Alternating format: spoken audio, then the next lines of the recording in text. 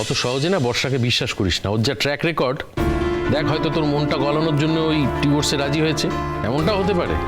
হ্যাঁ পিসেমশাই, হতেই পারে, তবে আমি এখনো খোলা মনেই দেখি সবটা। জানো তো পিসেমশাই, ও কিন্তু একবারও বলেনি এই কদিনে যে আমার সঙ্গে থাকতে চায়, আবার এখানে ফিরে আসবে, একবারও বলেনি। বরং এটাই বলেছে যে ও আমার সঙ্গে থাকতে চায় না, আমি যেন একটা ভালো মেয়ে দেখে বিয়ে করি, সেটাই সবসময় বলে এসছে। ইনফ্যাক্ট ডিভোর্সটা তাড়াতাড়ি করার জন্য আমাকে বলছেই বারবার যে ডিভোর্সটা চলো তাড়াতাড়ি করে ফেলি। তাই নাকি? ঢং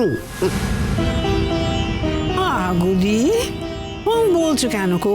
এরকম কঠিন পরাণের মানুষ হতে পারো কি করে আমি জানি না বাবু।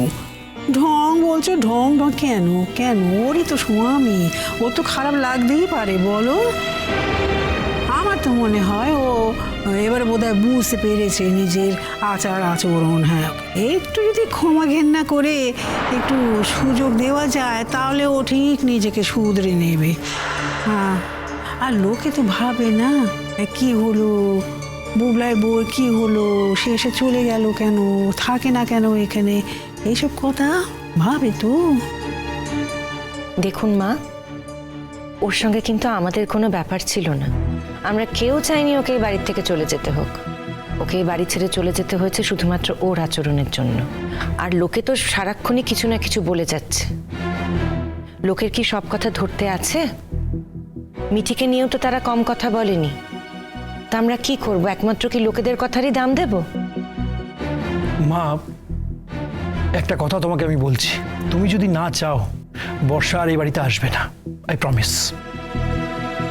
শোন বুবলাই, আমার দিকে একদম আঙুল তুলবি না। এই নিয়ে আমি কি বলবো বলতো? তোর যদি মনে হয় তুই সংসার করবি তাহলে তুই করবি, আর তুই যদি না চাস তাহলে সংসার করবি না। এতে আমার চাওয়া না চাওয়ার কি আছে? Good morning everyone. Good morning. এই তো চলে এসেছে গুড বয়, দেখেছো আমি কতটুকু সময় আগে বলেছি ওকে, কি সুন্দর চলে এলো। ও বাবা, ও আসবে না মানে ওকে তো আসতেই হবে। ওর তো অনেকটা আমারই মতো অবস্থা, আমার যেমন ওই হার্টটা ব্লক হয়ে রয়েছে, ওরও প্রাণটা এখানে না এলে যখন তখন লক হয়ে যাচ্ছে। তাই তো চলে এসছে সকাল সকাল। Good morning. এই বসো কৃষাণু। স্যার, আপনি তো নিশ্চয়ই ভালোবাসেন গরম গরম বালুশাহী আছে। আন্টি, আপনিও নিশ্চয়ই ভালোবাসেন, একটু সবাইকে বেড়ে দিন না। ও শুধু স্যার কি ভালোবাসে সেটার খোঁজ নিলেই হবে? আমরা কি ভালোবাসি না বাসি তার খোঁজ নিতে হবে না বুঝি? রাখবো রাখবো, নিশ্চয়ই খোঁজ রাখবো। আস্তে আস্তে খোঁজ পেয়ে যাবো সব। তোমার জন্য আর কাউকে কিছু খোঁজ রাখতে হবে না। তুমি এত কথা বলো আর এত চেঁচিয়ে চেঁচিয়ে কথা বলো, সবাই সব জেনে যাবে, সব খোঁজ পেয়ে যাবে। কোনো কিছু সাসপেন্স তুমি ধরে রাখতে দেবে না, কোনো কথাই বলতে বাকি থাকবে না তোমার। নিচে এখনো ওঠেনি, নিচে নামেনি। ওর পিসি এসছে, ডাকলো কতবার, সাড়াও দিল না। একবার দেখো না গো। আমি ফোন করেছিলাম ওকে আসার সময়, ও বললো নিচে নামছে, আসছে বললো। বাবিলটা আবার কোথায় গেল? এসে গেছি, আমি এসে গেছি, এই তো। ওই তো এসেছো, খুব ভালো কাজ করেছো। একা একা তো আমিই সাজাচ্ছি। আরে বাবা, একটু লাইট টাইট গুলো লাগাবার ব্যবস্থা কর না, করে দে না একটুখানি। আরে পিসিমণি, ও পারবে না, আমি করে দিচ্ছি। ও কখনো করেছে নাকি এসব? এই আন্ডার এস্টিমেট করবি না দাদা ভাই। দাঁড়া, কে বলেছে পারবো না? দেখো আমি দেখছি। দেখছি। কর দেখি তাহলে। এই তো।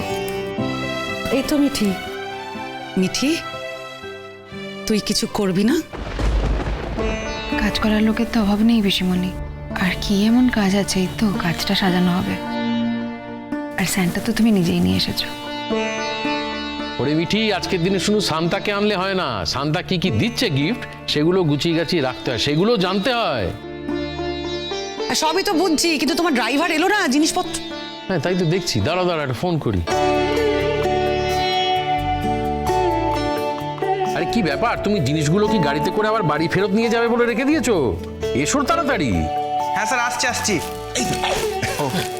ওরে বাবা, এগুলো কি রে? আমি ধরছি। দেখি। ও মা, এগুলো কি রে করছি? বারে সান্তা গিফট দেবে তো আজকে সবাইকে। সবাইকে মানে যে যেটা নিতে পারে না, প্রত্যেকের নামে নামে পাঠিয়েছে, মানে নাম লেখা আছে। হ্যাঁ বড় মাসি, সান্টা নিজে পাঠিয়েছে। প্রত্যেকটা চিটে চিটে নাম লেখা আছে, যার যেটা গিফট। যার নাম যে গিফটে লেখা আছে তাকে সেই গিফটটা নিতে হবে। কি করছি, তাই তো? ও দিদি ভাই, এত খরচ করতে গেলে কেন বলো তো? কেন? আমি তো চাকরি করি বৌদি ভাই, এটুকু আমি করতে পারি না? আমি কি অন্য কারোর থেকে নিচ্ছি নাকি? সেই আপনাদের মেয়ে তো আবার চাকরি করে, কিন্তু একটি দুঃখের বিষয় জানেন, মাঝে মাঝে অফিস যাওয়ার পথে আমি দেখি আমার পকেটটা না কে যেন কেটে দিয়েছে। প্রথম ভাবতাম যে বাড়িতে প্রচুর ধেড়ে ইঁদুর হয়েছে, কিন্তু তারপর দেখলাম না, এ তো ইঁদুরের মতোই একটা মানুষ যে দাঁত দিয়ে আমার পকেটগুলো কেটে নিচ্ছে। এই তুমি আমাকে চোর বলছো নাকি বলো তো? কি? এই বাবা, ছি, তোমায় চোর বলা যায়? তুমি একজন শিক্ষিকা, তোমাকে কি করে চোর বলবো? বরং তোমাকে ডাকাত বলতে পারি। ছোটবেলায় রঘু ডাকাতের গল্প পড়তাম, আর এখন আমি কুর্চি ডাকাতের পাল্লায় পড়েছি। বাপ রে বাপ!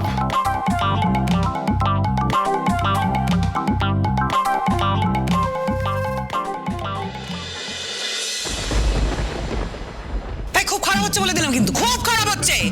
আশ্চর্য, সব সময় একেবারেই। আই এম সরি কাকিমা, আমি একটু লেট হয়ে গেলাম। তুই তো সবসময় দেরি করেই আসিস, আমাদের কথা তোর মনেই থাকে না। কদিন আসিনি ঠাম্মি, যে তুমি এরকম বলছো।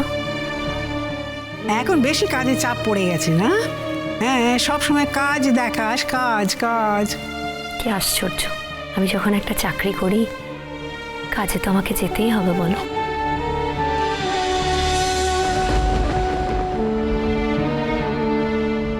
তবে আমি কিন্তু আজ একটা ইম্পর্টেন্ট কারণে এসেছি।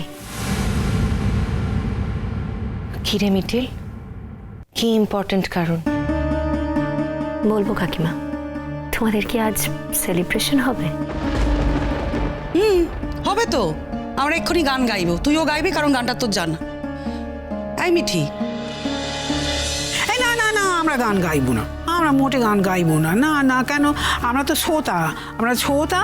হ্যাঁ, সবাই মিলে গাইলে চলবে, কাউকে তো শুনতে হবে। বলো গুদি। ঠিক বলেছিস। ও বৌদি ভাই, এসো।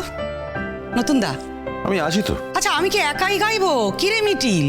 না পিসিমণি, আমাকে আর যাই বলো, আজ গান গাইতে বলো না। ওই একটা ব্যাপার আমার দ্বারা হবে না। আমিও তাই। আর বাবিল, তুমিও কি একই কথা বলবে? না মানে, যে গানটা গাইবে ওই রকম গান তো আমি গাই না। তুমি বরং একাই গাও, আমি গাইবো না।